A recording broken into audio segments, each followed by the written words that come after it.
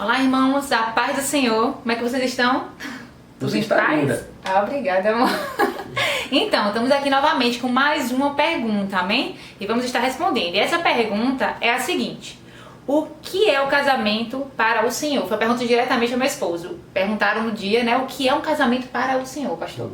Então, foi feita a pergunta nessa ocasião do que é um casamento. Creio que em alguns vídeos passados aí eu tenha dito para vocês que o casamento ele é uma aliança. E de fato ele é uma aliança, amém? É um tipo de aliança. O casamento é um tipo de aliança. Eu diria que o casamento é, entre os modelos de alianças que nós encontramos na sociedade, na própria escritura, em toda a vida das pessoas, dentre os tipos de aliança que existe, casamento é o tipo de aliança mais profunda que um homem pode fazer. É o casamento. Porque no casamento os dois se tornam uma só carne. Enfim, o casamento é o que há de mais profundo quando se define uma aliança possível de existir. Mas se a gente olhar para as escrituras, de fato o casamento ele é uma aliança. Eu queria ler um texto que está em Efésios, quando o apóstolo Paulo, escrevendo a carta aos Efésios, no capítulo 5, ele dá algumas instruções tanto para esposas quanto para maridos. É um texto muito conhecido, que está lá em Efésios 5, a partir do versículo 22, quando ele diz lá: vós mulheres, sujeitai aos vossos maridos como ao Senhor, e ele dá a instrução de como uma mulher deve se portar, assim como a partir do versículo 25 ele diz: marido, vocês devem amar a vossa mulher como também Cristo amou a igreja.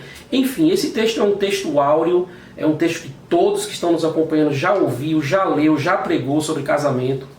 E é um texto que Paulo ele traz algo muito profundo e muito revelador para mim e para você. Porque no final das explicações desses versículos do capítulo 5 de Efésios, quando nós chegamos no versículo 32, o apóstolo Paulo escreve o seguinte: grande é este mistério. Digo, porém, a respeito de Cristo e da igreja. Olha que coisa maravilhosa. No versículo 31, que é o anterior a esse, Paulo diz assim: por isso, por essa razão, por esse motivo, por essa causa, por causa desse propósito, Paulo diz assim: por isso deixará o homem seu pai e sua mãe e se unirá à sua mulher e serão dois numa só carne. Aí ele diz: grande é este mistério. Digo, porém, ou refiro-me, porém, estou me referindo, porém, a respeito de Cristo e da igreja. Amém. Então, quando Paulo traz essa finalização, ou esse encerramento dentro desse capítulo 5 de Efésios, onde ele está tratando de assuntos sobre casamento, e ele fala para uma mulher como ela deve ser, ele fala para o homem como o homem deve ser, você percebe que nas entrelinhas Paulo está fazendo uma comparação o tempo todo, e ele diz: mulher, você precisa ser assim como. Mulher, você precisa ser assim como. Aí ele diz: marido, você precisa ser assim como. Você precisa ser assim como. Então percebe que Paulo ele está tentando fazer uma analogia, uma comparação. E no final ele me diz por quê. Aqui no final ele diz: o mistério é muito grande, só que eu não estou me referindo a vocês. Então o que eu acho maravilhoso é Paulo dizer para mim, eu estou lendo, estou me colocando dentro desse versículo. Paulo está dizendo para mim, Pastor Marco, eu estou falando do seu casamento, eu estou citando o seu casamento, mas eu não quero falar do seu casamento. Na verdade, o que eu estou querendo dizer para você é sobre o casamento de Cristo com a igreja. Amém. Então o que Paulo está tentando me dizer, e que eu acabo compreendendo nessas escrituras aqui, é de que o meu casamento e o seu casamento que está nos ouvindo é apenas uma sombra do casamento de Cristo com a igreja.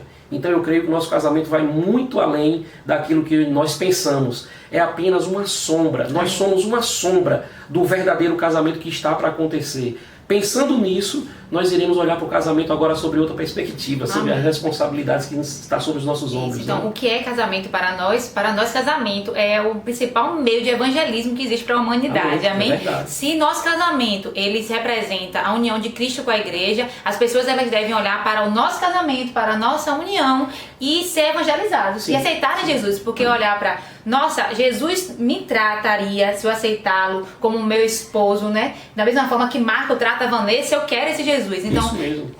O nosso casamento é a maior ferramenta de evangelismo que existe. O nosso casamento é uma aliança, é algo sério.